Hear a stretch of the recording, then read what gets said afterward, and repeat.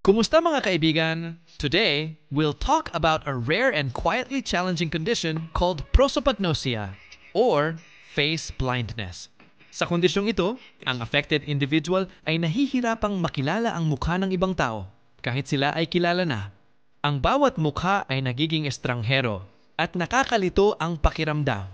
Imagine, nakatingin ka sa kaibigan o kapamilya, ngunit ang utak mo ay hindi nagre-recognize.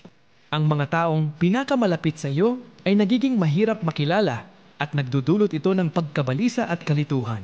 Ito ay kadalasang dulot ng brain injury o minsan ay congenital abnormality. Ang utak ay nagkakaroon ng problema sa pagkilala at processing ng facial features, kaya nagiging challenge ang social interactions. Para sa affected individual, nakakalungkot at nakakapagod. Pakiramdam nila ay disconnected sa mga mahal nila sa buhay at minsan ay nagdudulot ng social anxiety o kawalan ng kumpiyansa. Mahalagang maging maunawain at supportive.